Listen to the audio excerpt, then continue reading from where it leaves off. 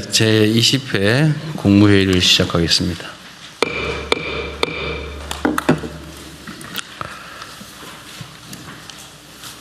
네, 닷새 동안의 징검다리 연주가 끝났습니다.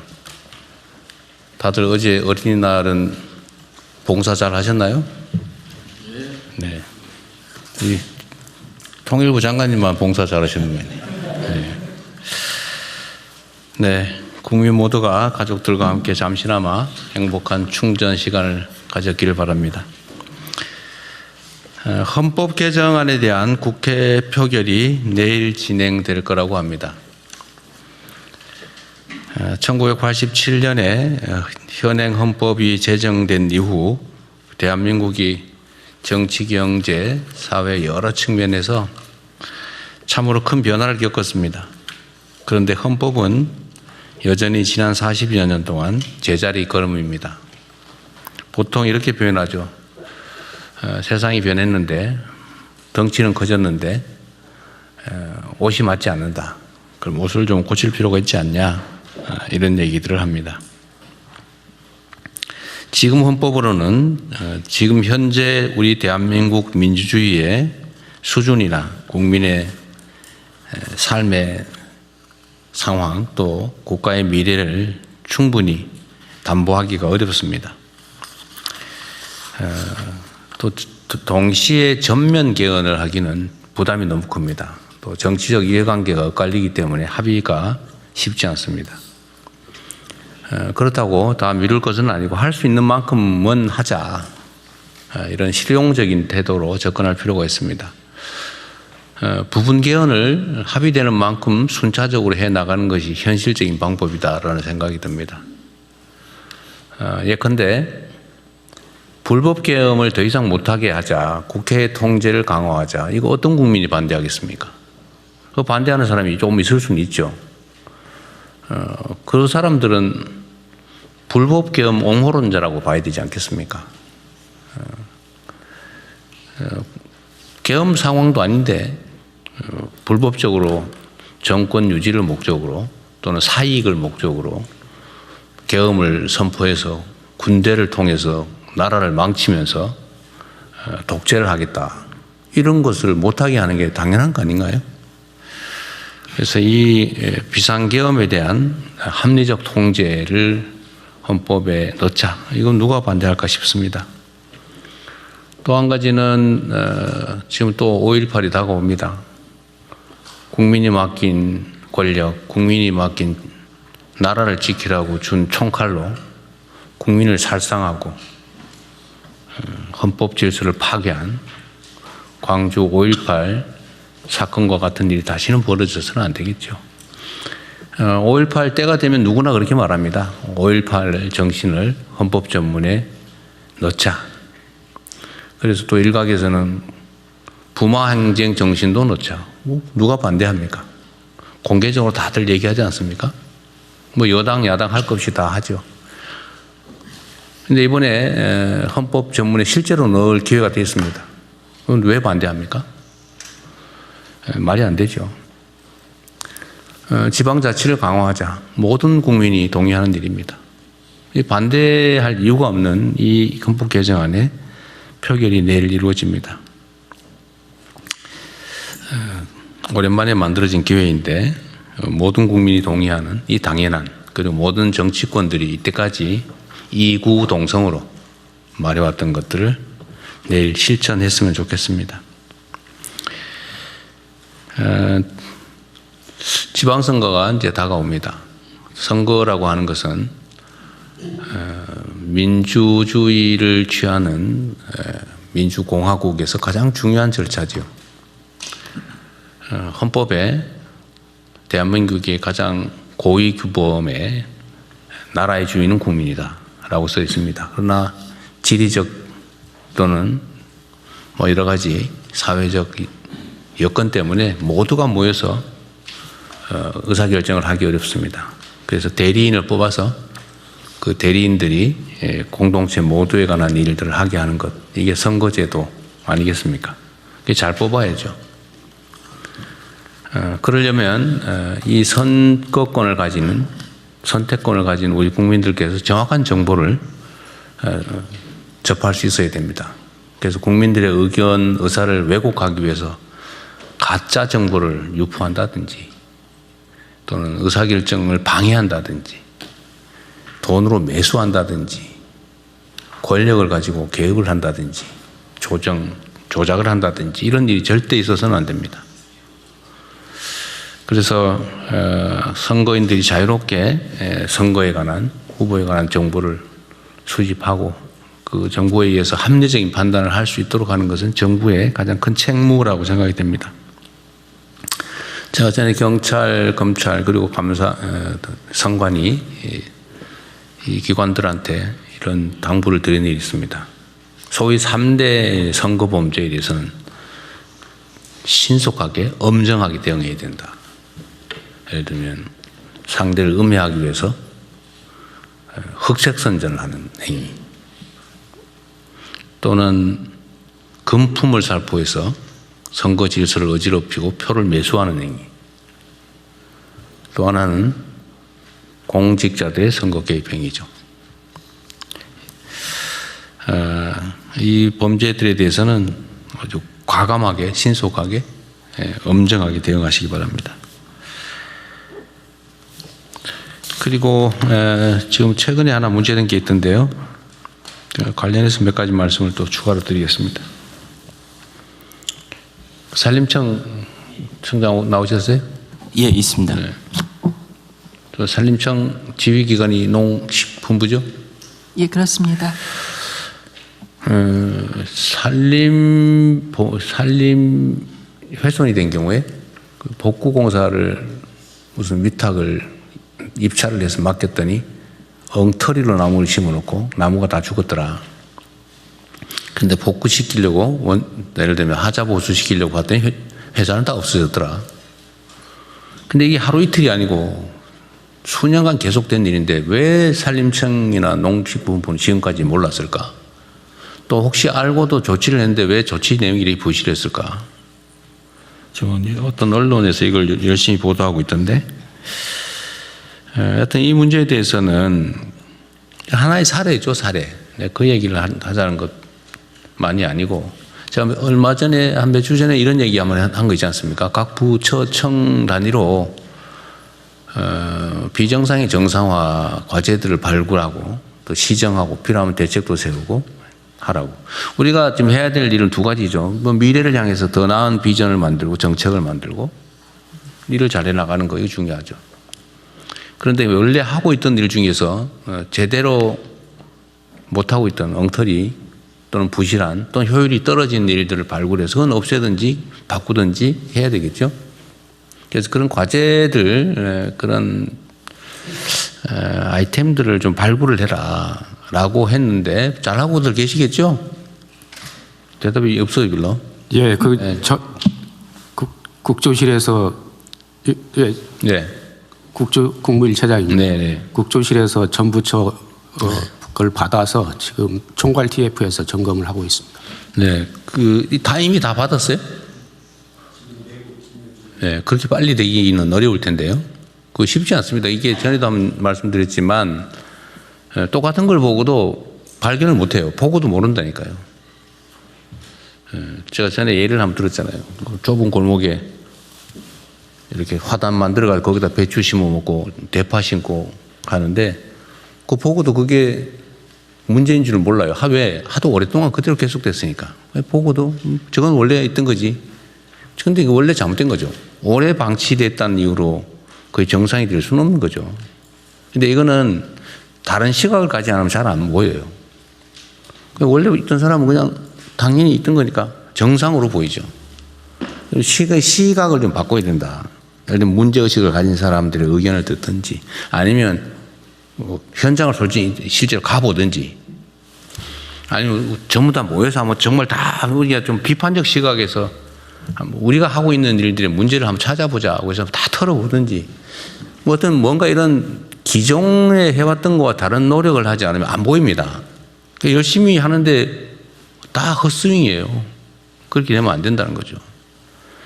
그래서 이거 시간을 제가 아까 비서실장한테 6월 중순 정도까지 해보는데 어쨌든 한 달 한 반 정도 지금까지 한 달은 됐을 텐데요. 그 사이에 좀 색다른 시각으로 좀 찾아보세요. 그러니까 이 산림청관 같은 이런 일이 벌어지는 거예요. 이거 몇 년 동안 했는데 그건 넘어왔잖아요, 지금. 왜 그걸 언론이나 소위 비판적인 야당 국회의원들이 자료 수집을 요구를 해서야 비로소 발견합니까? 그 제가 처음에 내가 취임 초에 이런 얘기 했잖아요. 야당에게 고맙게 생각해라. 언론에게 고맙게 생각하자. 왜냐하면 우리가 못 보는 것도 찾아주거든요. 그 전에 제가 이 지시도 나는데 나중에 한번 점검할 겁니다. 그 야당이든지 언론이든지 시민단체든지 무슨 전문가든지 지적했던 것들이 어떻게 시정되고 있는지 그 하고 계시겠죠, 다들. 언제 지적된 건 이런 게 있다. 이런 게 있는데 이건 이렇게 시정했다. 이런데 시정을 못하다. 아니면 지적이나 보도가 이런 게 오히려 문제가 있다. 이렇게 해서 정리를 해야죠. 그냥 적당히 넘어가면 안 되잖아요. 원래 국정감사나 이런 데서 지적된 것은 그 결과 보고를 국회에 하게 돼 있죠, 아마. 뭐 그러니까 나름대로 확인했을 겁니다. 근데 언론이나 민간에서 지적된 것 또는 민원의 형태로 제기된 거 이런 거를 체크했는지 잘 모르겠어요. 그래서 우리 막 정부에 연간 천수백만 건의 민원이 들어오잖아요. 그거 정말 보물창고 같은 겁니다. 그냥 귀찮아서 이렇게 하지만 뭔가 행정개혁을 하겠다, 좀 문제 있는 문제를 시정하겠다는 시각을 가진 사람 입장에서 그거 되게 고마운 거예요. 우리가 모르는 거 가르쳐 주잖아요. 우리가 존재하는 이유가 어쨌든 국민에게 더 나은 삶을 만들어주기 위한 거고 나라의 주인이 국민이라면서요. 꼭 국민이 이런 개별화되어 있긴 하지만 이런 문제가 있습니다 지적하면 그게 개인적 이익을 추구하는 행위라면 난 모르겠지만 상당수는 구조적인 문제란 말이에요. 그건 고맙죠. 그걸 뒤져보면 우리가 해야 될 일이 잔뜩 들어있어요. 얼마나 좋아 그게. 보물창고 같은 거라니까요. 그 민원이라고 한 민원, 특히 집단 민원 이런 거 있잖아요. 저는 저한테 막 개인적으로 이거 문제입니다 라고 보내주면 제가 가끔씩 메시지로 밤늦게 보내잖아요. 여러분들한테. 그거 고맙더라니까요. 지적해 주니까. 내가 모르는 거 가르쳐 주는 거잖아요. 기회죠, 기회.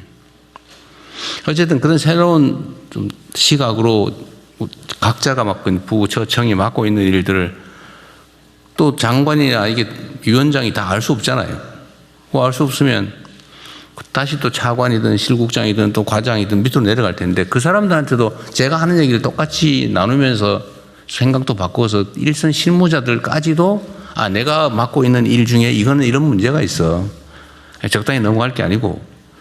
그래서 가장 말단에서 실무자가 제일 중요해요. 실무자한테 말을 하게 해야지. 말을 들어야죠.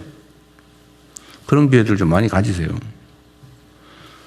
그래야 나라 살림이 바뀌죠. 우리가 무슨 뭐 기존의 다른 공직자들이 하는 거와 다른 완전히 무슨 초능력을 가진 것도 아니고 뭔가 더 나은 세상을 어떻게 만들어요.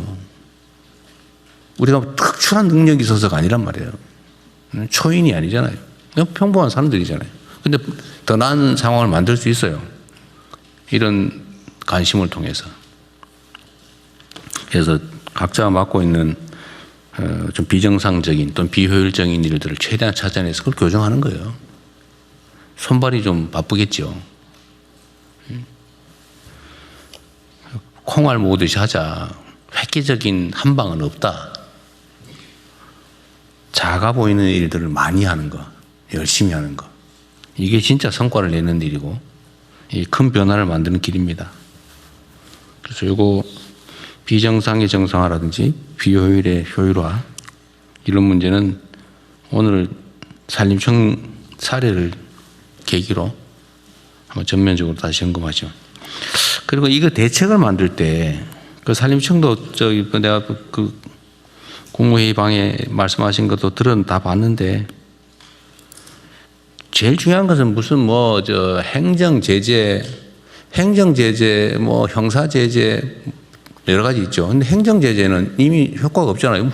아니 회사 새로 만들어가지고 벌떼 입찰하듯이 해가지고 한 다음에 회사 없애버리고 또 가서 딴 몽도 만들고 그 언론에서 보도 잘했던데 표를 만들어서 봤더니 이렇게 임원들 뭐 이런 거 쫙 표를 만들 수 있잖아요. 요즘은 그거 너무 쉽거든요. 그 표를 만들면 이게 똑같은 사람이 다니면서 하고 있는 거예요. 그 몇 명이 해, 몇 명이. 전에도 내가 경기도에 무슨 부동산 그 쪼개기 투기하는 거 있잖아요. 막 땅 사가지고 쪼개가지고 팔고 나 도망가고. 그것도 다 법인 뒤져가지고 다 해봤더니 똑같은 몇 사람에서 회사 만들어 쭉 하고 있더라고. 표 만드니까 몇 사람으로 쫙 집중이 돼요. 이거 언론들도 다 하는 걸 왜 정부 부처는 못 하겠어요? 그 행정제재를 아무래도 소용없죠. 새로 만드는데. 그러니까 소용없고. 형사제재, 그 바지 사장 내세워가지고 그 조사받고 뭐 벌금 해봐야 벌금 몇 푼 나오고. 그걸 또 바지 사장 내서 또 만들고 이러면 되는데 그게 뭔 소용이 있어요? 그것도 몇 년씩 걸리고. 그리고 그 사이에 온갖 부정 비리가 발생하죠. 막 로비하고 막 정치인 쫓아다니고. 그냥 부정부패 원인이 되잖아요. 이거 제일 깔끔하게 해결하는 거 돈을 뺏으라니까요. 입찰할 때 입찰 보증금을 확 올려요. 보증금을 확 올려가지고 낙찰된 회사를 다 뒤져요. 그 진짜 사무실이 있는지 직원이 있는지 페이퍼 컴퍼니인지 확인해가지고 만약 페이퍼 컴퍼니고 부정부패가 있는 기업이다 그러면 보증금 몰수한다고 해보세요. 그 누가 그 가짜 회사 만들어 입찰하겠어요? 경기도에도 입찰이 하도 뭐 많다, 뭐 수백 대 1 그러길래 이거 했더니 40%가 순식간에 줄어들더라고요. 걸리면 돈 뺏기니까 이거 왜 하겠어요? 그거 아예 못하게 만들어 버려야지. 어쨌든 이런 것들도 좀 혼자 생각하면 쉽지 않거든요. 그래서 브레인스토밍을 자주 해야 돼요. 민간인들도 좀 모으고 뭐 하면 아이디어 많잖아요. 또 황당무계한 소리를 해도 막 칭찬해주고 그래서 그래야 돼요. 그러면 얘기를 안 해. 그게 말이 되는 소리야 이러면 안 돼요. 그러면 말을 안 해 그다음부터. 그래서 상사들이 무섭거든요. 막 유인해가지고 격려해주고 쓸데없는 소리 하면 기발한데 이러고 칭찬해주고 그러면 얘기한단 말이에요. 그런데 거기에 보석들이 들어있습니다. 하여튼 경제적인 손실이 되게 하면 아무도 안 해요. 왜? 다 돈 벌려고 하는 거니까. 하여튼 실질적인 대책을 좀 만드십시오. 그리고 이게 행정에 대한 신뢰가 중요한데 말하면 진짜 하더라 이런 확고한 믿음을 갖게 해야 돼요. 말하고 흐지부지 하던데 이렇게 하면 영이 안 써요. 그래서 말한 건 반드시 지켜야 됩니다. 저도 그 점은 분명하죠. 제가 시기가 언제인지는 모르지만 반드시 체크합니다. 전에 이거 한 거 어떻게 됐냐고. 물론 가끔씩 좀 늦어지는 경우는 있긴 하지만 여러분도 마찬가지예요. 뭐 당연히 잘 아시겠죠. 업무 지시하고 이러면 반드시 체크해야 됩니다. 그런 측면에서 이 계곡 정비하는 거 있잖아요. 행안부 장관님. 3월 말까지 한다 그랬죠 원래. 예. 아직 보고 못 받으셨습니까? 아니 그 제가 보고받는 거 별로 의미 없어요. 네네.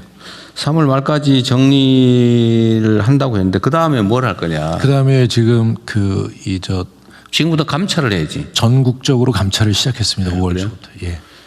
발견할 수 있는데 발견을 안 했다든지. 830여 건이었는데요. 그 대통령이 말씀 주신 4만 건이었다면서. 33,300건이 넘었습니다. 그런다니까요. 이번에는 항공사진, 위성사진까지 다 동원해가지고 네. 또 AI 기술까지 동원해서 전국을 싹 스크린을 했습니다. 그러십시오. 이게 국정의 신뢰에 관한 문제예요. 권위에 관한 문제입니다. 예. 또 적당히 넘어갔네 이러면 뒤에서 욕해요. 고마워하는 게 아니고요. 비읍시옷하면서 욕해요. 네. 절대로 그렇게 방치하면 안 됩니다. 네, 이거는 일종의 바로미터 같은 거에서 어떻게 되나 지켜보는 사람이 많아요. 단속을 했다는데 진짜 없어졌나? 그러니까 자기가 평소에 가던데 가서 확인한단 말이에요. 진짜 제대로 하나? 그러면 그래서 이제 여름 행락철 오기 전에 그렇죠. 1차 감찰을 하고요. 행락철 시작되고 나면 2차 감찰을 또 할 계획입니다. 그러니까 이게 그 개별적으로 보면 별거 아닐 수도 있어도 전국적으로 보면 완전 국토를 모두의 것인 국토를 가지고 자기 혼자 돈벌이 한다고 그 폐쇄하고 그러면 안 되잖아요, 그죠? 온 국민이 화나잖아요. 예를 들면 전에 저기 남원인가 어딘가 그 왜 우리 네네. 토론할 때 어떤 분이 말씀하셔서 그 단속해 봤더니 불법 시설 운영하는 거를 도와주기 위해서 불법 다리를 놓고 있었다는 거 아닙니까? 맞습니다. 예, 예. 그럼 황당해. 대통령이 지적했는데도 그 다음에 계속하고 있어요. 그래서 그것도 이제 감사 결과가 왔던데. 감사해서 지금 그 고발 조치도 하고. 그러니까. 예, 예. 근데 그런 거는 징계하는 건 별로 효과가 없다니까요. 네. 왜냐하면 그 이상의 이익이 있기 때문에 형사처벌 해야지 그런 거. 공무원 자리를 더 이상 못하게 만들어야죠. 예. 그 너무 명확한 배임죄던데 현행 보면서. 그렇습니다. 하여튼 이 개국 정비도 일정한 시한을 정해서 체크를 하고 그 결과 보고를 저한테도 제가 국정상황실장 어디 있어요? 그거 받았어요? 개국 정비 2차 단속한 거? 못 받았습니다. 제가 아직- 확인 못했습니다. 저기 정무에 예. 어디? 자치발전비서관 아 그래요? 언제쯤 주셨어요? 그 4월 중순경에 취합해서 보냈습니다. 그래요? 네네. 그 여튼 우리 그럼 청와대 안에 약간의 정보 소통에 문제가 있나 본데 한번 국정상황실장이든 비서실장도 한번 챙겨보십시오. 네. 네. 어쨌든 이제 그 다음 단계는 제가 전에 얘기한 대로 첫 번째는 옛날에 하던 대로 한 거고, 아이 뭐 보고하라니까 생생용으로 몇 개 해서 한 개 880 몇 개였죠. 네네. 제대로 한다고 한 게 33,000 몇 개였다. 예, 예. 그거 말고도 많이 있을 겁니다. 그럴 겁니다. 네, 근데 이제 지금부터는 어떤 공직자가 그거를 방치했나 거기에 중점을 둬가지고 감찰하고 필요하면 여기 경찰 필요하면 다 직무유기로 다 수사하도록 하고 예. 법무부도 좀 신경 쓰고 검찰도 신경 쓰고 하십시오. 그